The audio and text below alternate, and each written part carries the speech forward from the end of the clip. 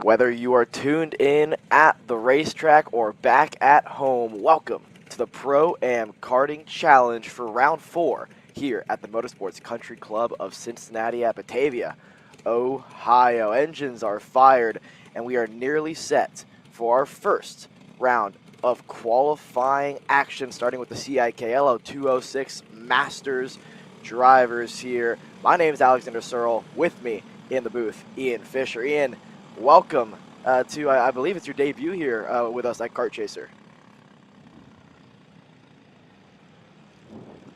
I'm sorry, it'd help if I unmute my mic. So that's a great first start to, you're right, it is my debut, Alex, right? So great to be here at the Motorsports Country Club of Cincinnati. Yeah, my first experience here with these karts. I'm really excited, really thankful for the opportunity. Should be a beautiful day of racing today. I was looking at the weather, I think a high of 72 today here in Batavia, Ohio. So just a beautiful day for these kart racers. Yeah, definitely a great day to be racing here. You look in the sky, not really too many clouds up in the air, so and it's also not really a much better racetrack we can be at right now than MCC. It's proven to be one of the top racetracks that we go to, especially on the national calendar as well. But this Pro-Am Karting Challenge, one of the best club scenes that we see around the country. Talking about the KA100 Masters drivers, we saw Matt Lyda top the board in warm-up this morning. And we go to our championship standings here. Only a couple of rounds to go here in this Pro-Am Karting Challenge. So we have to look at this championship standings heading into this weekend. TJ Pugh is actually your points leader heading into round number 4 here out of 5 rounds. So he leads by 70 points over Alan Elwood. Matt Lyda, who topped the board and won this morning, he is third in the championship as it stands. So that's something to note as the day goes on. We can start to tally some points in our head, do some mental math as best as possible. But I'm not very good at math, so I'll wait to see the results later on today. But for qualifying so far here, we're getting ready to start our first real flying lap. So it's not much to judge. These qualifying sessions are pretty short, 5 minutes in time. So already we're down to, nearly under 3 minutes to go in qualifying. So once these drivers get their best laps in, they're going to want to do what we call, the banker lap. That first lap is very important, just so you get yourself in tune with the go-kart and you have a lap down in case something falls off the go-kart or, something happens. At least you have that banker lap. You can qualify. You sit pretty decent in the standings.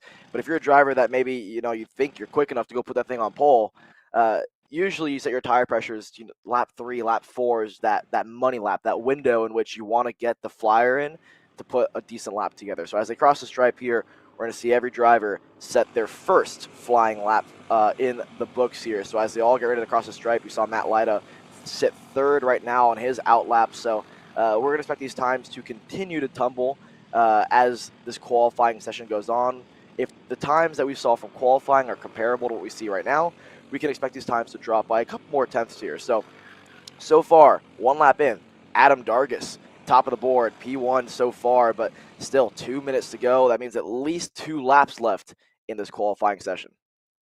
And you alluded to TJ Pugh as well. You said he's our championship leader. He's P2 right now on our qualifying board. But you mentioned we don't know if these are flying laps, these are banked laps. And I'm glad you're doing all this explanation, Alexander, right now, because I don't exactly know 100%. I know racing and things like that, but I'm still learning the kart side of this very, very much. So I appreciate you doing that explanation of the qualifying laps. And if you don't mind, hopefully for the viewers at home, I might be asking you some questions today that might seem very simple to someone if you're familiar with kart racing, but hopefully if you're watching for the first time, maybe some of these questions I'm asking you, Alex, will be helpful to some of our first-time viewers. I'm hoping that a little bit, but got a few more times right now. Matthew Lyda now climbs to the top of the board.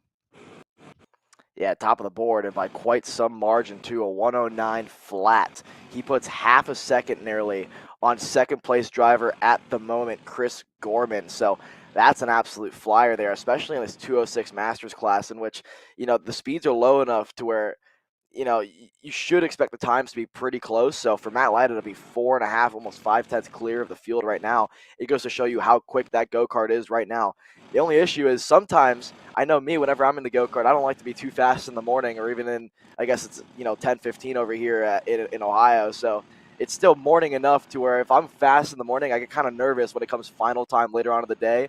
As long as I can stay ahead of the go-kart, shouldn't be too much of an issue. And so for Matt, I'm sure he's probably smiling under that helmet right now. But with how long these laps are here around MCC for these 206 drivers, if they're lucky enough, they might get 2 laps to go. We can see the time there ticking down, 32, 31. So these drivers will, all of them should get 1 extra lap here in this qualifying session. And for Matt Lyda, it's a 108.937, the first driver to crack the 108s. And now we're starting to see the closer lap times that we can expect in 206. Matt Lyda, P2. Chris Gorman improves to a 109 flat. Then we see TJ Pugh, points leader, at a second place in points, 109.3 for TJ. So about 4/10 off there, sits in third.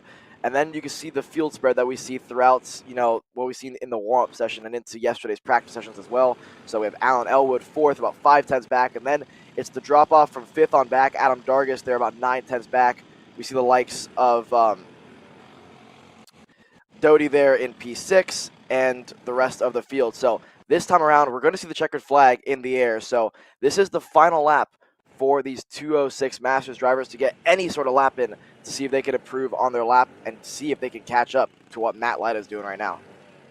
And you kind of alluded to it earlier. You said that you enjoy, well, you said you didn't enjoy qualifying earlier in the day, Alex, because you said, is that something when it comes to qualifying here throughout the day, the track is going to warm up and you might see some of that speed drop off, or will we see pretty consistent lap times throughout the day? Well, it's tough, right? As we see Matt Lyda continuing to improve on his lap times here. I'll answer your question in 1 second. A 108.7 for Matt Lyda. TJ Pugh improves to second place. A 108.8 for TJ there. So a really good lap to put himself P2. Sits P2 in the championship. So starting on the outside of row number 1 will be pretty good for TJ. And for Matt Lyda, he's third in the championship as it stands right now. This is going to be a provisional pole position if it stands for Matt Lyda. So a 108.762. Nobody can improve on that. Matt Lyda tops the board. Pole position for Lyda. Pugh second. Chris Gorman, that's your top 3, and then it's going to be the likes of Alan Elwood and Adam Dargis there, rounding out your top 5. Mike Doty, P6. The 2 Monsian brothers there, P7, P8. Then you have Ashbrook and Mahler, your top 10. So pretty close when it came to the end of this, Masters qualifying session, and that's something that it goes back to what I was talking about earlier, right? It's usually that lap 3, lap 4 window is where everybody's best times come into play. So that's what we saw here. On lap 3 and lap 4, we saw TJ Pugh, we saw Chris Gorman get back into the mix of it all. Matt Lyda was really quick the first 2 laps. We didn't see the drastic improvement lap 3 and 4 like we saw from Pugh and Gorman. So that's why all of a sudden top 4 separated by less than 3/10. That's pretty close. Yeah. But getting back to what I was talking about earlier. I didn't mean to cut you off there. No, you're good. What I was talking about earlier in the qualifying sessions is sometimes if you're really fast in warm-up, really fast in qualifying, it's great, gives you a good confidence booster, but heading into the pre-final and the final, it's very important to stay ahead of your go-kart because the track will continue to evolve, it'll heat up, and it's naturally going to heat up here in Ohio. So if your go-kart's not completely free but gripped up in the morning, that's great. You got to stay ahead of it, otherwise you're going to notice that in that pre-final, in that final session, your go-kart might have a little bit too much grip. But these guys know what they're doing. They're going to stay ahead of the go-kart. They know exactly what's going on. So for Matt Lyda, that's going to give him a big confidence booster now heading into the pre-final. I noticed too, you were mentioning it, Matt Lyda, his time stayed pretty consistent. I noticed Pugh, some of the other drivers though, a big variation between that first lap time and then that final lap time. So even more to what you said, just the evolving of the track, the tires heating up, and just some of these drivers able to get. It's interesting they're able to get the first lap time quick and stay consistent, or you just kind of see them speeding up. And I guess that's kind of what separates some of these drivers here is if you can go out there and put on a fast lap on cold tires, or does it take you a few laps to heat up? Because I imagine in the course of a race that would make a difference. Yeah, exactly, and it's all about the setup as well, right? Because in warm-up sessions this morning, or in any warm-up session for that matter, usually drivers and teams and mechanics don't base it too much on what they saw in that warm-up session in terms of the lap time that they saw and what that may be, because you never know what drivers are testing.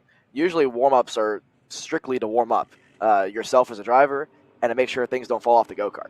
Now in qualifying, that's where you got to put your skills to the test, right? And so usually drivers put, you have the setup that you think is the best that works throughout Saturday practice and in this morning.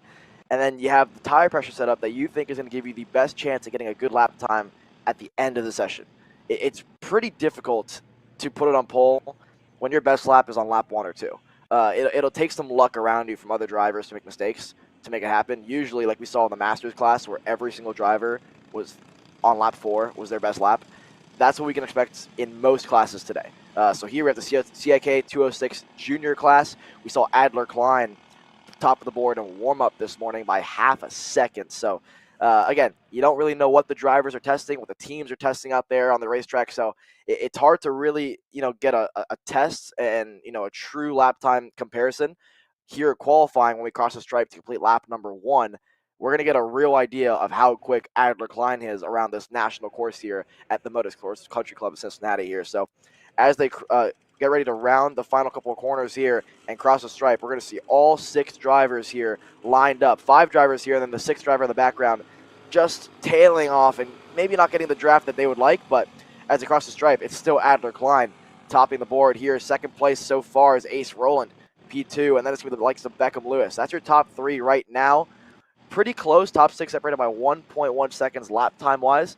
Now, in these 206 classes, with it being lower horsepower, similar to what we can expect with the micro, with the minis, and even up to the KA class as well, the draft plays a big factor, especially around this national course here at MCC, where you have the long straightaway down towards turn 1, the long straightaway down towards turn number 4, and then the long back straightaway as they cross this left-right left chicane. We go up the hill, and it's a long back straight. So there's 3 straightaways for these 206 drivers. And you really, the lower the horsepower you go, for example, it plays a little bit more into the driver's hands. You have to really wheel the go-kart, but it also, 2 go-karts usually are faster than 1. If you're similar enough speed, you can work together, you can push somebody, and you can see drivers begin to pull away or catch a driver in front of them. So what we're seeing right now is a very impressive performance from Adler Klein, who's leading this group of 5 go-karts right now, and behind him, no one's able to catch him. Even though Klein is by himself, the only driver close enough right now at the moment, Caleb Lanter, a 1:10.5, still 4.5 tenths back from what Adler Klein is doing at the top of the board. So a minute 15 to go here, 2 laps left in this qualifying session. If these 3 drivers on our screen of Lanter, Beck, and Lewis can hook up and really get a good lap together, they could potentially get close to what Klein's doing. But right now, with Adler Klein not even on the screen at the moment, it gives you an idea of how quick he is. Yeah, from my untrained eye, I noticed that right away as well. You've got Lantner through Roland here. I think Roland's the final driver in that pack of 4. They've been really trying to stick together to put that lap time down, but it's pretty impressive what Adler Klein is doing here. And I do have one question for you, Alex. I kind of noticed when we get the straight-on shot that we see right here, when you see Klein coming down the front straightaway, is he like tucking in behind the go-kart to get more aero there? Is that what he's doing? Because I kind of see he tucks his head down every single time coming back up this front straightaway. Yeah, you'll see a bunch of drivers do that, and as much as maybe there's not a whole lot of data on it all, I mean, I know when I'm in the go-kart, I do the same thing. I've heard drivers, like Ryan Norberg say that, listen, he tucks in the go-kart just because it's a mental thing to make you think you're going faster.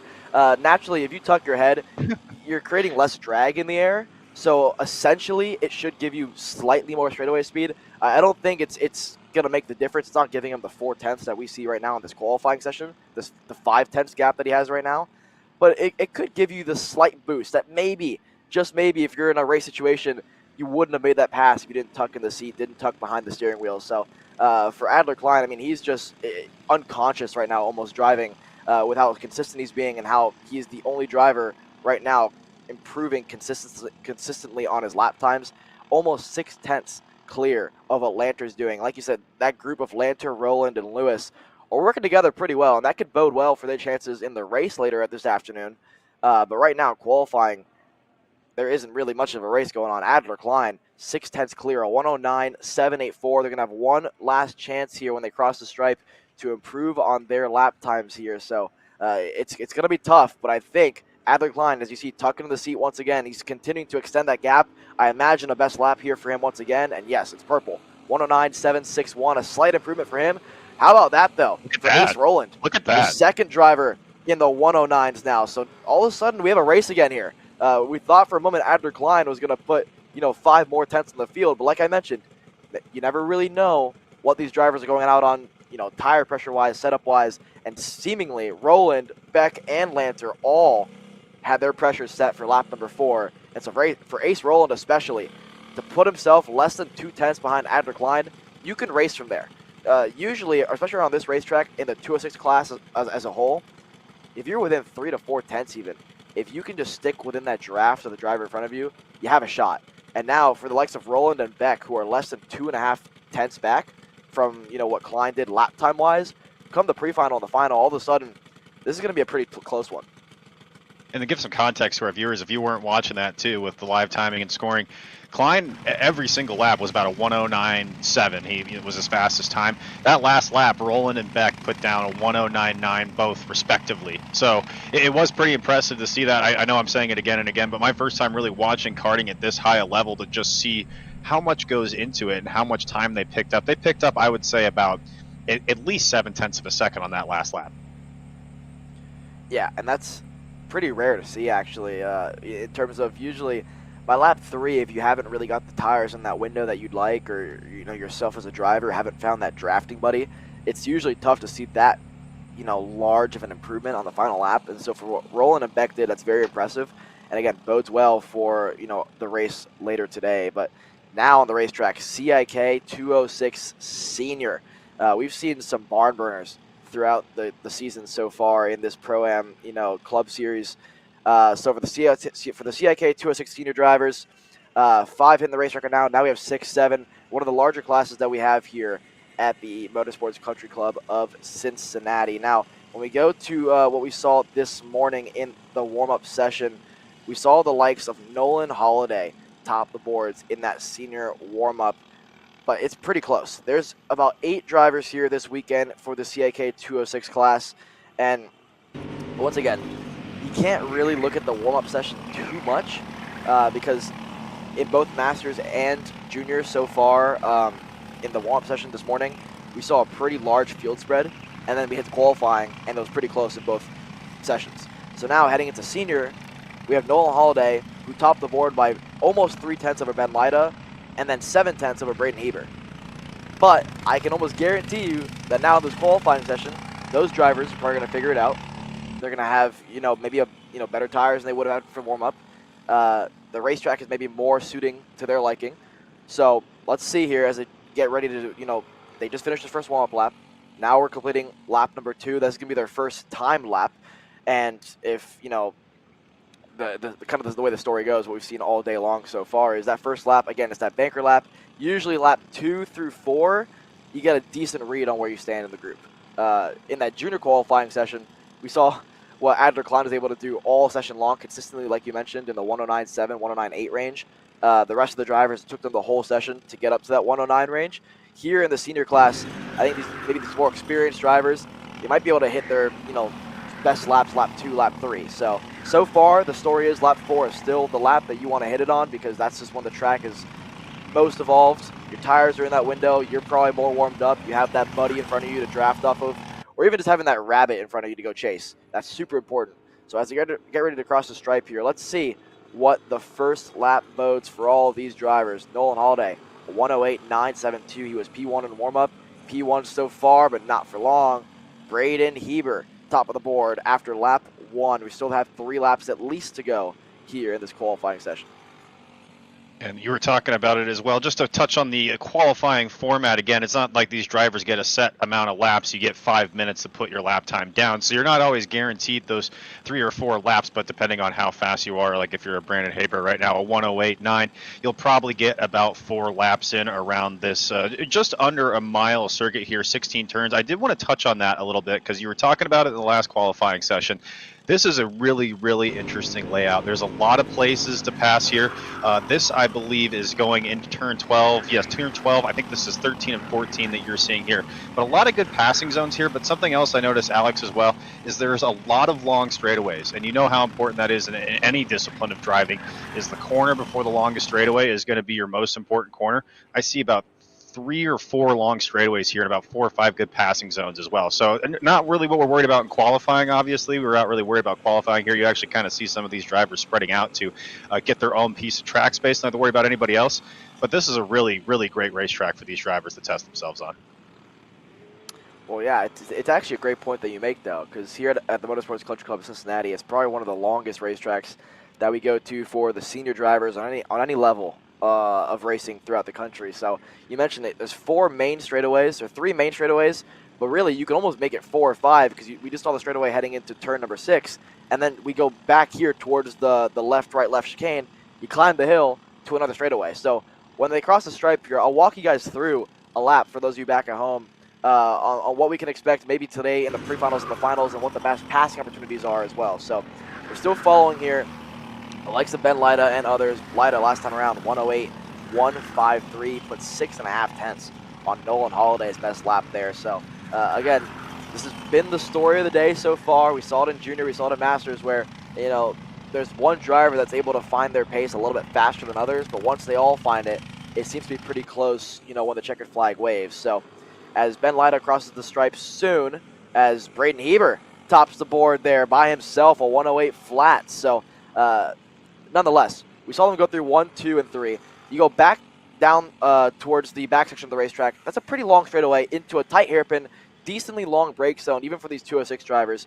You come out of the hairpin, and then you go down the hill towards another hairpin. This is maybe the passing opportunity on the racetrack, because it's probably the hardest braking zone for these 206 senior drivers. As little as they may be braking compared to like the KA seniors later on today, the senior drivers in the 206 side of things are still going to have to brake enough for that hairpin to create that passing opportunity. Now we go through the left, right, left chicane.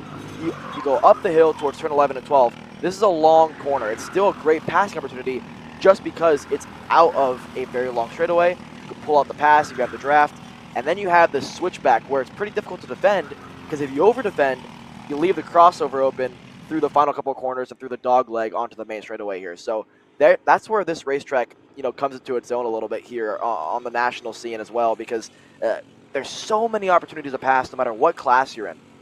Having said that, let's get ready to call the end of this qualifying session here. Checker flag is out, and we just saw the likes of Braden Heber top the board again, a 107.641 on his fourth and final lap. Checker flag in the air, no one's going to catch him. Braden Heber, pole position in 206 senior. Ben Lyda, P2. Nolan Holiday, that's your top three, and 7.5 tenths is the separation between the top three when the checker flag waves for this qualifying session. So for Nolan Holiday, he was the top of the board in warm-up, but like I mentioned, usually the story of the day, the guy in warm-up wasn't actually the fastest in qualifying. It goes to Braden Heber.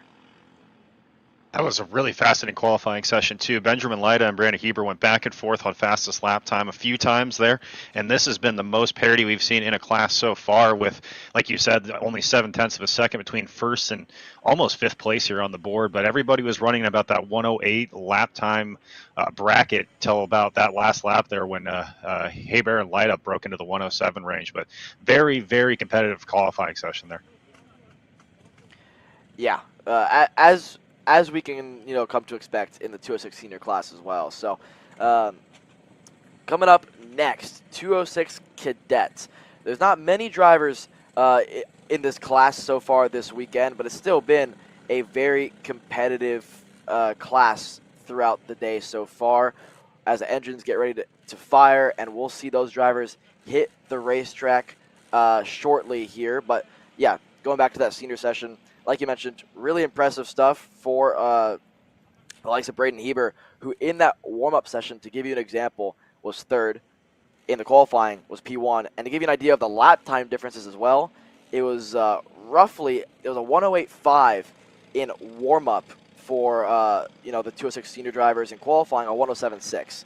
So that could give us a decent idea of what to expect in the rest of the classes, right? If there's about a 9/10 gap, and that's just an example for these senior drivers, but there was 9/10 the difference between the best lap in warm-up and the best lap in qualifying. Better tires obviously has something to do with that. Better racetrack as the track continues to evolve throughout the day. That has a factor in it as well. And then also the drivers are more warmed up, which is always something super silly, but something that we can always talk about, because at the end of the day, the warm-up is there to also just get your mind back into the thing, back into the mix of it all, right? So now the 206 cadet drivers are out on the racetrack. 3 of them here, I believe, this weekend.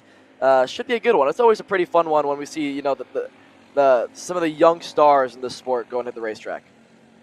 Well, I mean, you look at the rivalry here, right? I mean, if there are only 2 cars on the track, that's your rival right there. It's almost like the Ford versus Ferrari of the karting world we have here in this class, in a sense. And actually, while we're here and we got a little bit of time, if you don't mind, kind of enlighten me on the different classes here. I'm kind of figuring it out. I'm guessing what we're in right here is the 2 different engines, right? And then we got the shifter karts.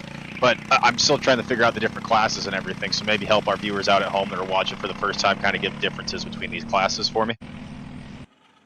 Yeah, so we just watched the 206 Masters, 206 Junior, 206 Senior drivers hit the racetrack. Now we have the 206 Cadet drivers for qualifying. So we always start the day at these Pro-Am Challenge races with the 4 206 classes. This is the Briggs & Stratton engine package, and the Masters and the Seniors have the same package. Just the Masters are the older guys, a little bit more weight on their go-kart. The Senior guys are the more experienced. This is the fastest package that Briggs & Stratton puts together. Then you have the 206 Junior package, which is basically the Senior package with a Junior slide in the mix, so it's a slightly more restricted engine package. And then Cadets is even more restricted, and obviously this is the youngest group that we have out here today. After that, we go into our KA100 Master and KA100 Junior package. So that's a 100cc motor, and again, for the Masters and for the Seniors, same sort of package. The only difference is you'll see the weight difference and you'll see an age difference. For the Juniors, same sort of deal as a 206 package, where it's a KA100 100cc motor, like we would see with the Senior and the Masters, but it's restricted. Then you go to your Mini and Micro Swift go-karts.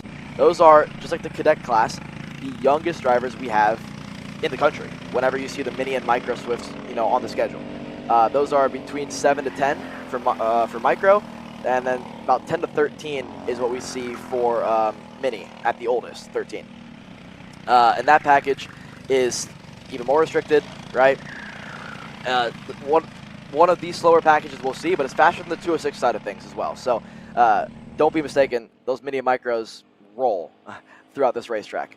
And then we end the day with Pro Shifter, and then we have the KA100 Pro-Am class, which is basically the Senior package. So a lot of different engine packages today. This is the final 206 qualifying session that we have today, and it ends with the Cadet class. And so just to summarize that a little bit, at least so I understand correctly, we're just moving up basically, well, moving up in engine class, but then going back and forth between the age classes, if I'm understanding correctly. Exactly. Yeah, the only difference is we'll gradually move up towards the engine packages, and then we'll have Mini and Micro Swift right before the Pro Shifter class. So that's the one, maybe we'll go from the K100s back to Mini Micro. But those drivers are some of the more fun drivers that you're going to see out there on the racetrack. Whenever you go to the national level especially, whether they are 7 years old or 15 years old in the Senior class, the maturity level that you see from these young drivers is really impressive. So yeah, don't be mistaken, these Mini Micros always put on a show. Well, I'm just looking at the lap times right now. Some fast lap times getting put down. William Richard with a 109.5, Drew Schneider a 109.6. Some pretty fast lap times out there, and Colton Hoop's still getting warmed up, but we'll see what he can put down the rest of the session. Yeah, as we get ready to close out this qualifying session, 20 seconds, 10 seconds now.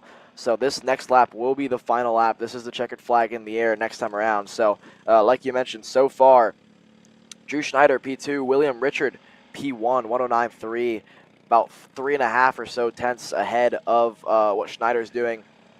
And then you see the likes of Colton Hoops there, rounding out your top 3 in this 206 Cadet class. And this is usually the class that you'll see drivers maybe who want to get into go-karting, who want to get their feet wet in the sport. This is that first step. Right, even before the Mini and before the Micro class, because those engine packages are decently quick.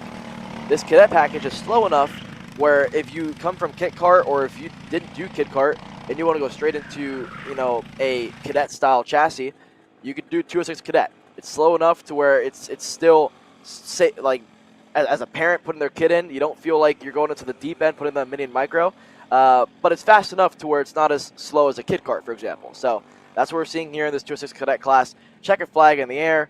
Big improvement there. William Richard, a 108.991, 7 tenths faster than what Schneider did last time around. So what a final lap there for Richard to put a 108.9 in the books. The first 108, first driver in the 108 bracket all weekend long in this Cadet class. So very impressive, and what a time to set your best lap of the weekend on the final lap of qualifying.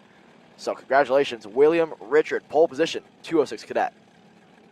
Well, it's funny too. You just mentioned that as well. You were talking about the differences and how these engines are restricted. And while you keep saying restricted, I looked down and I was like, he's running about the same lap times that everybody else was. So yeah, that is a very impressive result there from William Richard. Really fun to see him throw the go-kart around too in the corners. He was really getting. Again, I don't know how much slip angle you're supposed to get in a kart, but I do believe that there's some that's advantageous. And really, every time he went into turn 13, you could see him whipping the kart around, and it was really fun to watch. Yeah, well, it just gives you a good idea of what we can expect, especially with the mini and micro drivers as well later on today, in terms of they may be young, but they're feisty and they can wheel a go-kart. So as all the cadet drivers hit the scales and hit the pit lane, you can hear the engines fired for our next qualifying session. It's KA100 Masters, and these are, we like to say sometimes as a joke, the crazy old guys. They put on a good show for us. These are some of the older drivers that we'll see, but nonetheless, they're not that old, right? The Masters class now has been lowered to yet 30 years old. So 30 now is kind of the age that you can be to be a Masters driver. And so sometimes you'll see drivers that say, you know what, maybe I can't hang with the senior guys anymore. Maybe I can't hang with the shifter guys anymore. But there's a class for us to go out there and have a good time and ball out here in maybe our mid-30s, 40s, even 50s.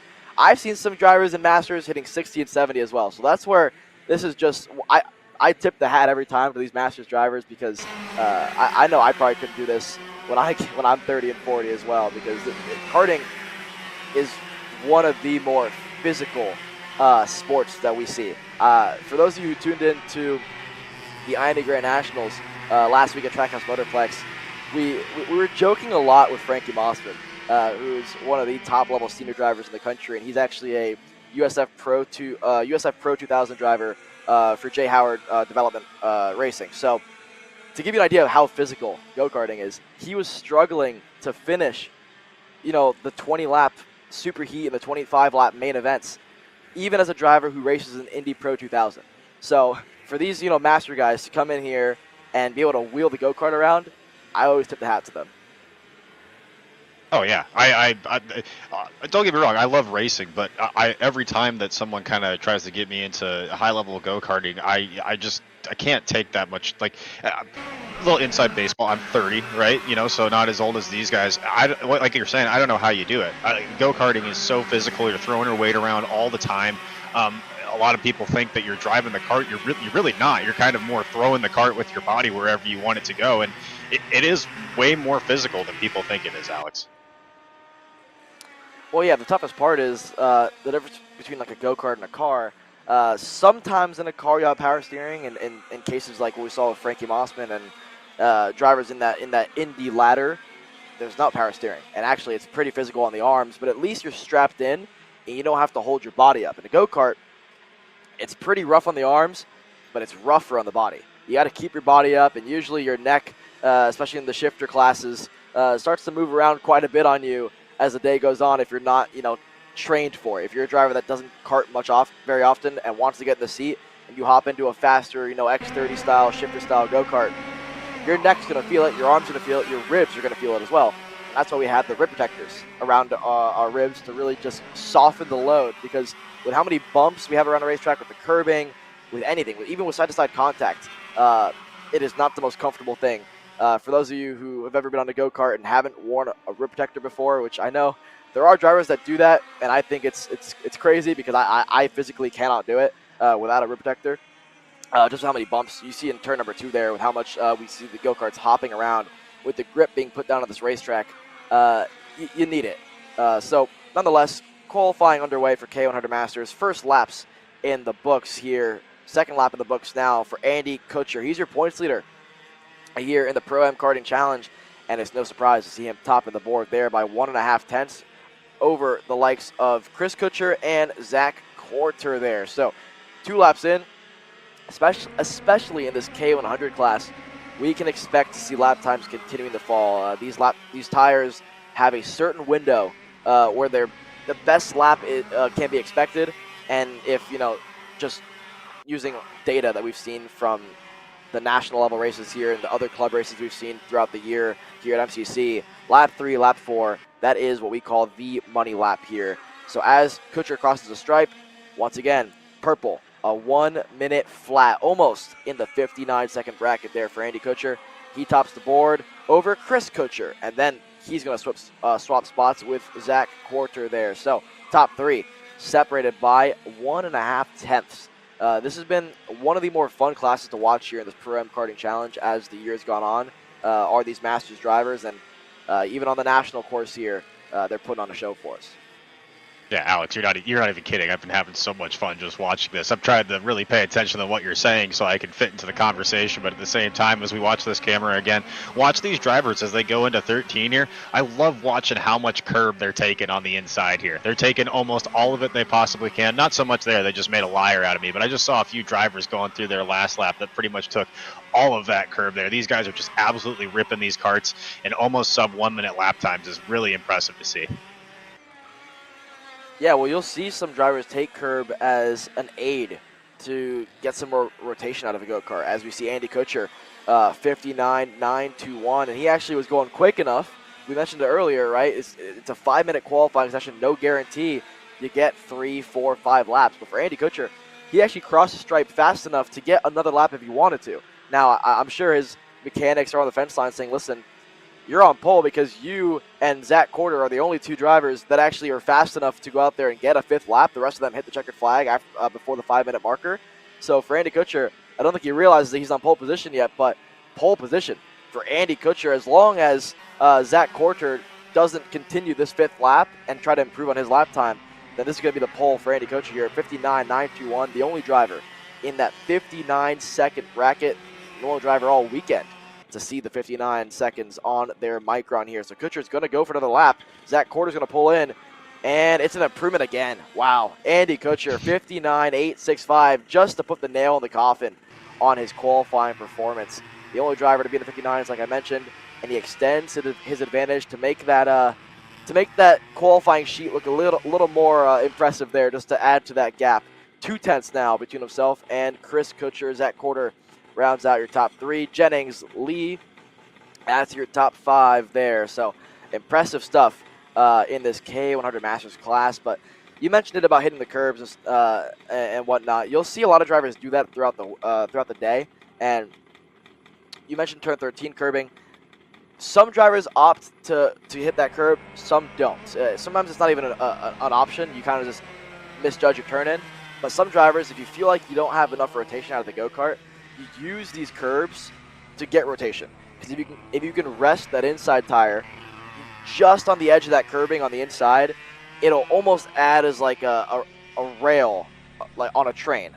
In terms of it'll just hook the go-kart and it'll help you rotate. You see it especially when it comes to rain driving.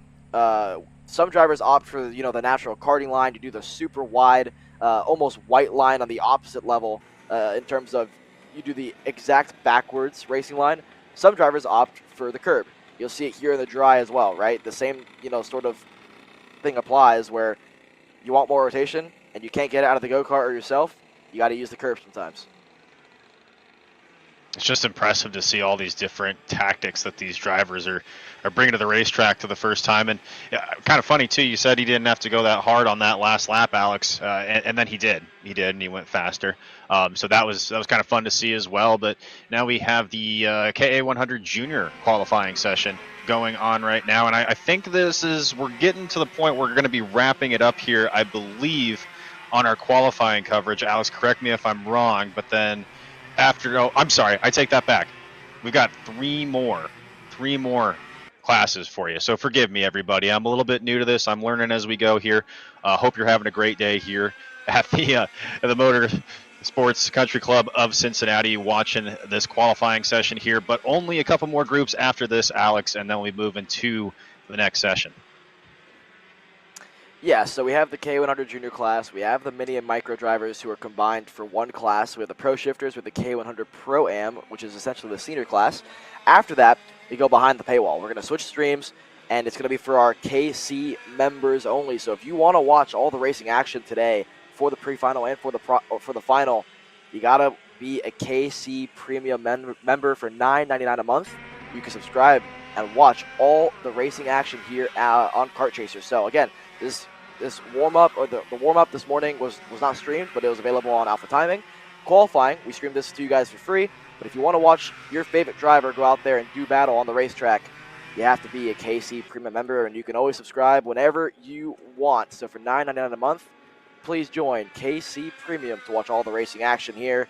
And maybe your favorite drivers in this KA100 Junior class, you know, watch them race, you got to be a premium member here. So first lap in the books for all of these KA100 Juniors, and it's Indy Anderson topping the board in a 101 flat so far. Adler Klein, the driver that we saw put it on pole in 206 Junior, is doing double duty this weekend. Something that not many drivers do here on the club level, especially. As we get to the national scene, we'll see drivers maybe do KA100 and X30 sort of deal, but double duty is always rough on a driver, because not only now are you thinking about one go-kart, you're thinking about two go-karts. And not only that, but you have double the wear and tear on your body. And the turnaround time, I will say, for the Junior 206 and Junior KA100 is a couple of classes, but it's enough to where Adler Klein probably goes back to the tent, says, here's what needs to be fixed in the 206 cart. Okay, let me hop in the KA cart and go out there and qualify. Comes back in and then does the same thing. So that is tough to do, especially for a young kid. So very impressive what Adler Klein's doing this weekend, doing double duty. And he's not the only driver doing it, and we'll shout out more of those drivers as this day goes on. So lap 2 in the books for Indy Anderson, a 1 minute .7 there. So still continuing to put it on pole for Anderson. Adler Klein P2, and now Homer Heeman topping the board. What a lap for him, a 60.4. That's fast enough to go provisionally on to the pole position. Still at least 2 laps to go in qualifying. 2 laps to go in qualifying, only 0.6 of a second between first and fourth here too. So it's a real fight between these top 4 drivers right now. And you're talking about Adler Klein is really impressive, not only to go back and forth between the 2 disciplines, but doing it at a high level right now, sitting just outside of that pole position, just a half second behind Homer Heeman's time. Yeah, so here we go. Let's see. So Indy Anderson has crossed the stripe. Adler Klein crossed the stripe. I think they might have just crossed the line fast enough to where they might get a 5th lap. The rest of the crew is not going to get that 5th lap. So this 4th lap needs to matter, or this 3rd lap needs to matter to make the 4th lap count. But I think they might have just crossed the line fast enough to get a 5th lap here. So we'll see. Adler Klein on his 3rd lap puts a 60.3 in the books. He tops the board. Homer Heeman now once again resets fast lap, a 60.1 on his 3rd lap. He's going to get one more crack at it for lap number 4, but I believe Anderson and maybe Adler Klein might get a 5th lap here. It's going to be close on the timing and scoring screen here. So as we round turn number 13 and 14 and through the dog leg we go for maybe the final time of this qualifying session. It's going to be a countdown here to see if we get a 5th lap here. We know that 5th lap matters because Andy Kutcher made it work in KA Masters. Indy Anderson is going to get enough time there. And I believe Adler Klein did not get checkered flag. So they're going to get a 5th lap if they elect to do so. To give you an idea, though, Indy Anderson last time around and Adler Klein did not improve on their personal best laps. So it'll be interesting to see that maybe they both made mistakes, or maybe their tires are already outside that optimal window. And it wouldn't be a situation where you would say, like, well, no, you wouldn't lift the lap before to get yourself another lap to qualify, because then you have to make it before the 5 minutes, so that wouldn't be it either. So yeah, just maybe a little bit of tire degradation here. It is getting a little bit hotter as the day goes on as well. Still pretty chilly out there in Ohio, but it is getting a little bit hotter. That track is definitely warming up right now. Yeah, so Homer Heeman, he gets checkered flag. Indy Anderson and Adler Klein are going to get one more shot at this thing if they elect to do so. But for Homer Heeman, 59.971, 3.5 tenths on the field. Indy Anderson is going to cross the stripe. Do we see an improvement? We do not. And for Adler Klein, I don't think he's going to elect to go for that 5th and final lap, and he doesn't. So Homer Heeman, pole position, KA100 Junior, the only driver to see that 59-second time on their Micron. Homer Heeman P1, Adler Klein, Indy Anderson top 3. You go back to 4th. You see Isaac Gardner there in that 4th position, Josiah Phillips P5, and Marcus Bachon. That's your 6th and final driver in KA100 Junior. Congratulations to Homer Heeman. Yeah, and I think he is our second driver of the day, I believe, to enter our 59-second club. I think we have 2 drivers that put down, or maybe 3 that put down a 59 so far. But that has been the class of the field has been the 59-second lap time so far today, it seems. Yeah, and that's to be expected as, we get to these faster engine packages, the K Masters, the KA100 Junior class, and especially with the Pro Shifters and the KA100 Seniors as well. Coming up next year, we have our mini and micro drivers. Engines are fired. They're getting ready to hit the racetrack. And these are some of the young rising stars that we have here this weekend. Just like in the 206 Cadet class, this is the same sort of age group, but with a faster engine package. But don't be fooled by the age at all, because these drivers, I promise you, are some of the more talented individuals that we have. I mean, it's so impressive every time I go to the racetrack and I see these young drivers at the racetrack, and just knowing how good they are and how good they're going to be when they grow up and move through the junior and senior ranks, maybe even the shifter ranks, before potentially moving up into bigger and better things in racing. So these are the young stars of this sport here, and we have a pretty solid crew here this weekend for our mini and micro Swift drivers. If we go to look at where we sit qualifying wise heading into this weekend, we saw in the warm-up session a pretty close field through all of the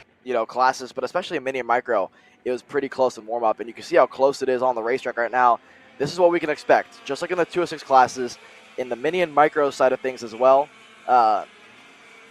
Draft's important. They're lower horsepower. You need to find that buddy to work with. Now, here's the thing with the mini and micros being combined. The micro Swift is the younger of the 2 classes. So micro is going to be age 7 to 10. Mini is 10 to 13 at the oldest. And so with that, there's a slightly larger restrictor on the micro than the mini. So it's a little bit slower on the straightaways. On a larger racetrack like MCC, the lap times will show have a larger gap than you would on a smaller racetrack, because you can't make up for it in the corners as much with how many straightaways there are. So the driver that you're going to see on pole is going to be a mini Swift driver on overall pole, but we're going to have a pole for mini and for micro. So as you get ready to cross the stripe here to complete lap number 1 of this qualifying session, there's 4 minis and there's 4 micros here this weekend. So in the mini class, Robert Lash is in it, Ben Glarberman's in the mix as well. You have Alex Kutcher, and then you have the likes of William Richard. That's your 4 minis. And in your micro class, you have Drake Williamson, you have the likes of Wyatt Huntsbarger, you have Jackson Frank, and you have Drew Schneider. So 4 and 4 this weekend.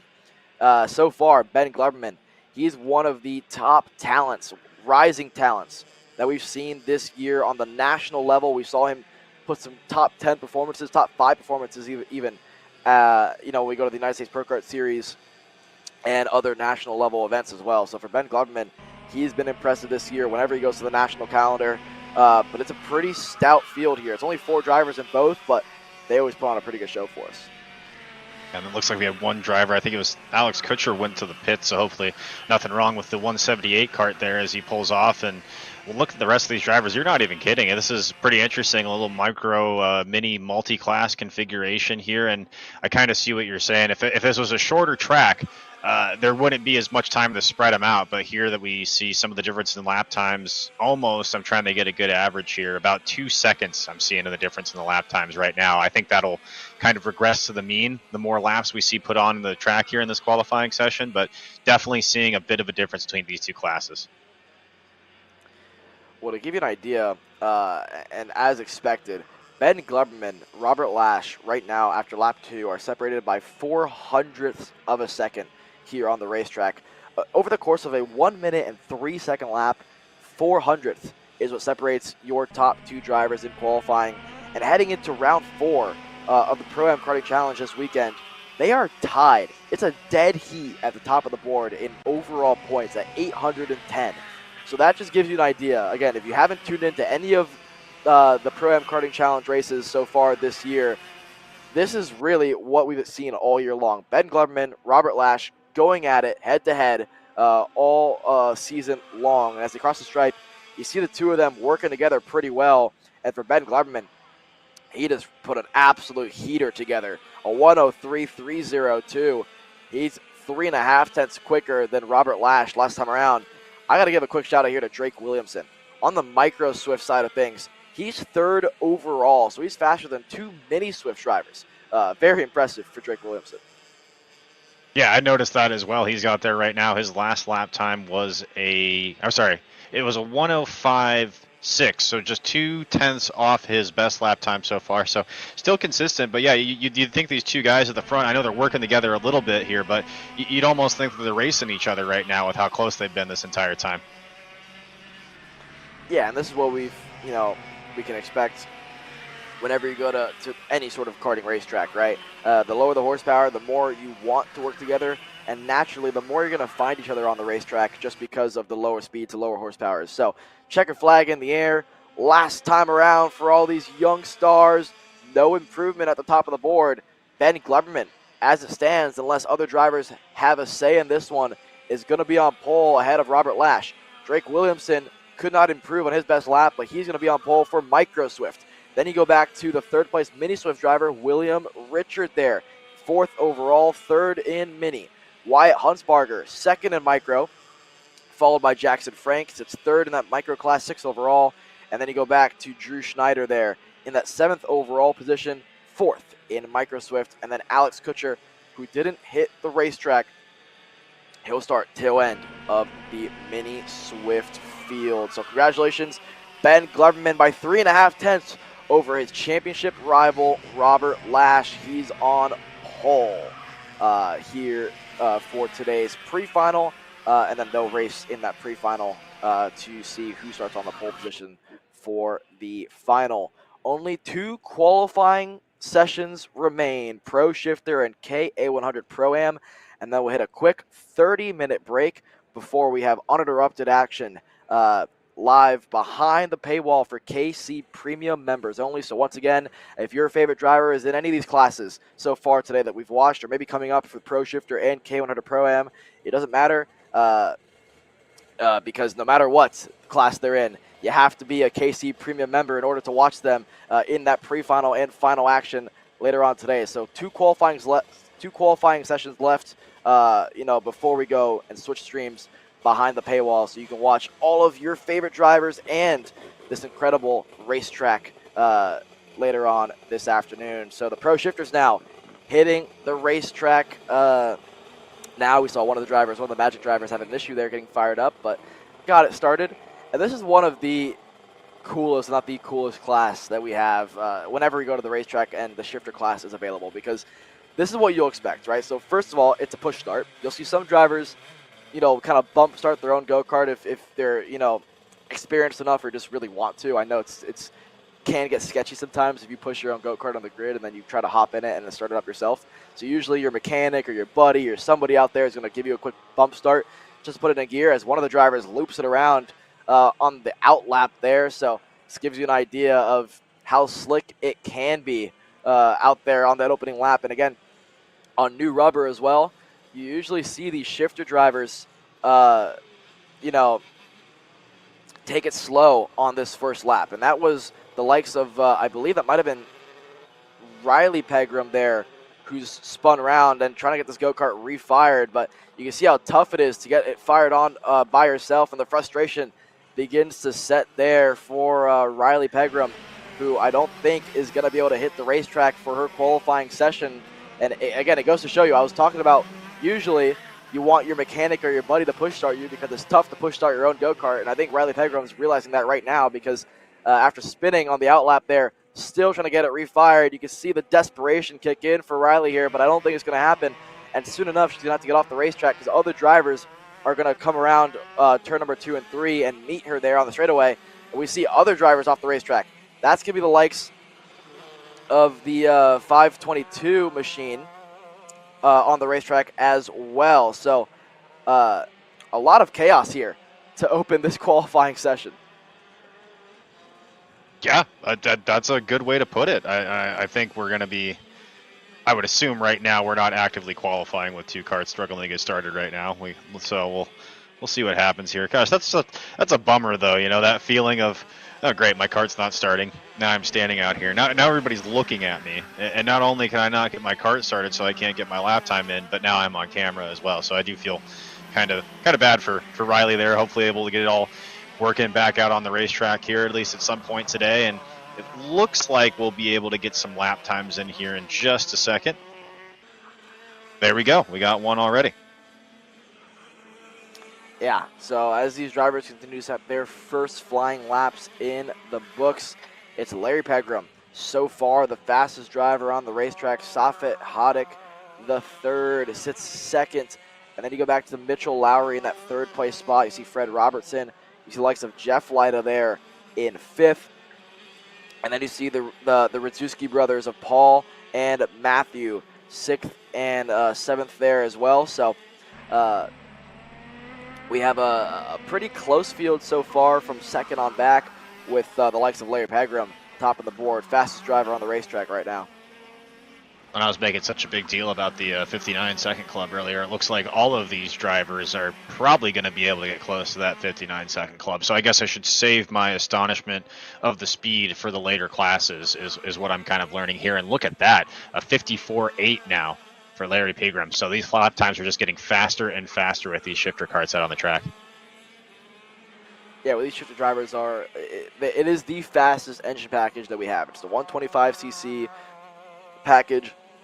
And when you have the opportunity to bang gears, naturally you're going to go faster than the single speed classes as well. So it's always astonishing to watch these shifter drivers hit the racetrack, and again, gives you an idea of the sense of speed that they're going, considering 59 seconds was the fastest lap time that we saw all day long, and now we're in the 54-second bracket.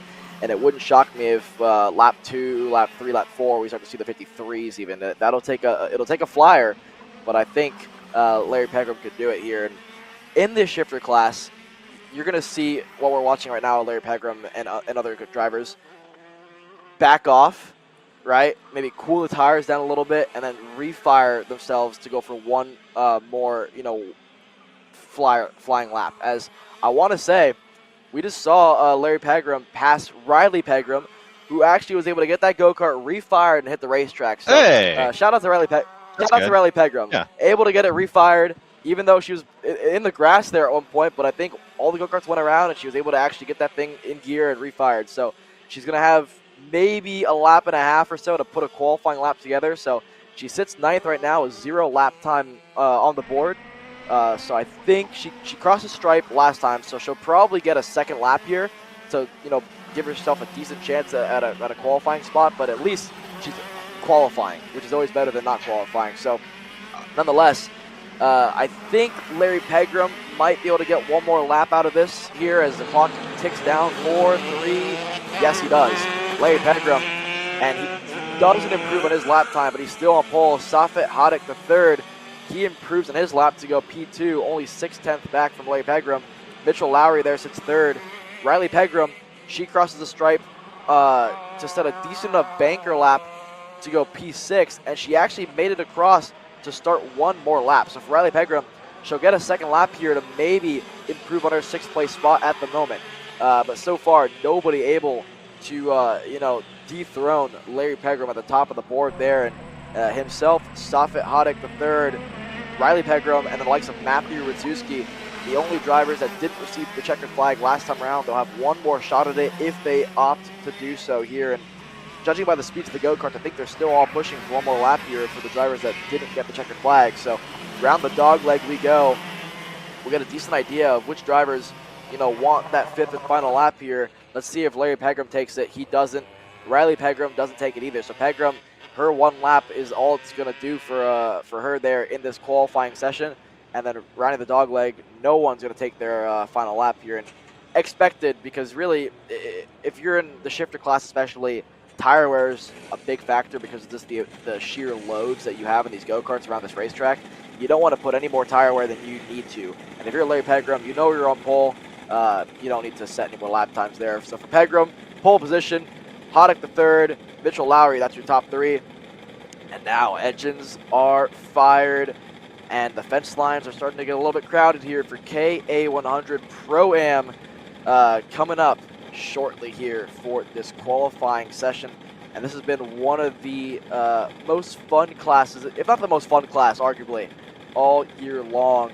It's headed by Scott Oliver, who's your championship leader heading into this weekend. Nikolay Dukov sits second, 16 points back, and then it's Ryan Crouch, your top 3 in overall points. To give you an idea of how close it is at the top of the championship table, 16 points may sound like a lot of points if you don't know how the points work, but the points leader, Scott Oliver, has 786 points. 16 points in the grand scheme of it all is not a lot of points. Really, it's about 2 positions on the racetrack. So it's all still to play for here for these drivers here for round 4 of the Pro-Am Karting Challenge here at MCC at MCC here in Batavia, Ohio. So as these drivers get their out lap underway, they'll start their first flying lap here shortly. Scott Oliver is the driver they're all chasing in this championship hunt. Final class here. I do want to give a quick shout out, Alex, to the staff here at MCC. They've done a great job of just all of these sessions. Even when we were watching the warm up earlier, it's been running like clockwork so far. Like as soon as one group is done, the next group is ready to go. There's not a lot of downtime, which is great for us. We can keep the action coming to you at home, but also I think if you're a driver, it's nice not having all that downtime between sessions. You can get ready, get going, and then get back to racing as soon as you can. So really just a great job by the staff here at MCC so far today. Yeah, it's a great point that you make. And it's always good to give a shout out to those guys because they work so incredibly hard. Even in whether it's rain or shine, they always do a great job here at MCC and at every racetrack that we go to throughout the year. And like you mentioned, it's been so far so smooth here at the racetrack. And hopefully it continues that way all day long. So like you said, we can continue to bring you all the racing action. And speaking of racing action, this is your final qualifying session of the day. These KA100 Senior drivers, once this session is done, we're going to have a quick 30-minute break. That'll give us time to go behind the paywall for our KC Premium members only. If you're not a member, you could join today for $9.99 a month and watch all the racing action. We have a pre-final and a final later on today for the Pro-Am Karting Challenge, and you can only watch it if you're a KC Premium member. First lap in the books, and it's Will Steele top of the board right now, 59.376, but this is the class, this is the headline class of the day. This has been the closest, racing action that we have all year long, and it's expected.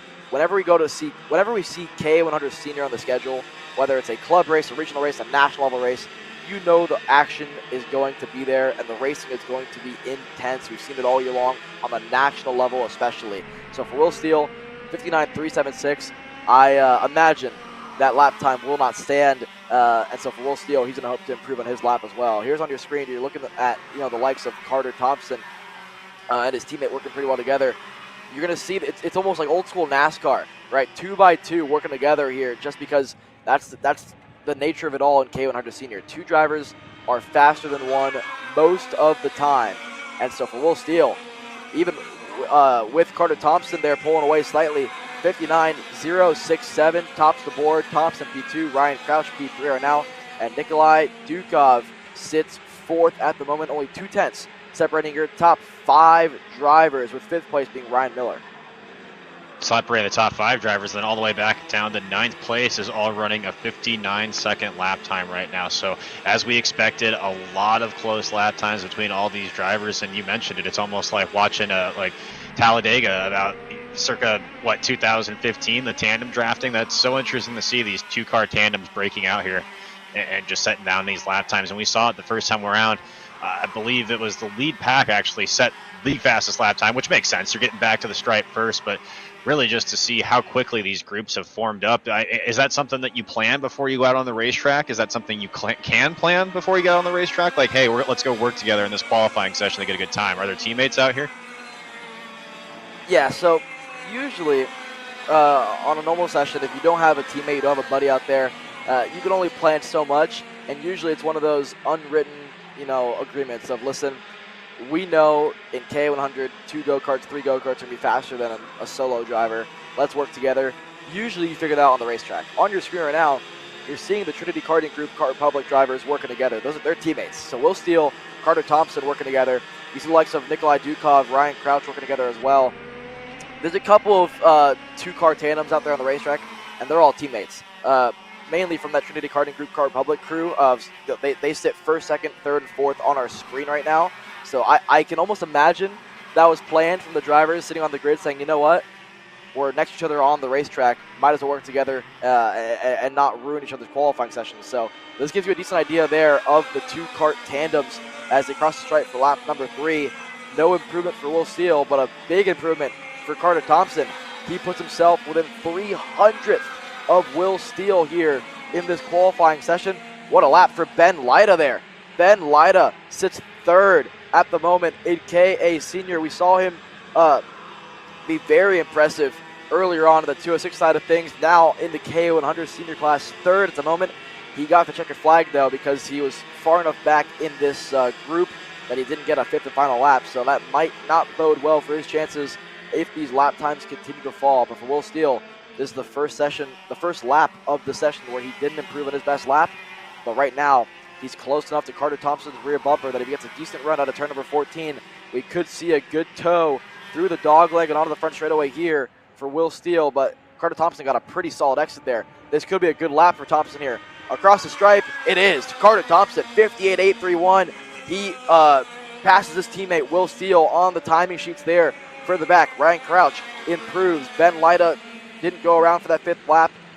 Nikolai Dukov didn't hit a fifth lap as well, so no improvements for the rest of the field. We see the likes of Braden Heber get an improvement there to go 8th. Nobody fast enough for Carter Thompson. You see the fist bumps there. The two teammates works very well together, and I'm sure they can get a decent idea of where they sit. They don't know exactly where they stand in the standings until they get back to their tent and they get to look at the timing and scoring sheet and say, oh wow, P1, P2. But Carter Thompson, pole position. Will Steele, P2. Ben Lyda, P3. That's your top 3 drivers in KA100 Senior, and I'm looking forward to this one because 3/10 separates your top 5, 600th separates your top 2 drivers. Yeah, just up all the way, top and down, even within just milliseconds of each other. So a lot of really close drivers here. I mean, I can't wait for this race. This is going to be, we know it is the quote unquote future race of the evening, but that was just seeing qualifying so far and going into the rest of the night. I'm excited to see this class when it comes back around. Yeah, well, having said that, it is time for our 30-minute break here. It's going to give us a chance to go behind the paywall there. This was your final bit of the free coverage that you get here at the Pro-Am Karting Challenge here at the Motorsports Country Club of Cincinnati in Batavia, Ohio. We just saw some incredible qualifying action, and if you want to see how these drivers stack it up here in the pre-final and the final later this afternoon, you have to be a Kart Chaser Premium member, and you can join today for $9.99 a month. You can watch all the pre-final, final action. Don't go anywhere. We're switching streams to go behind the paywall.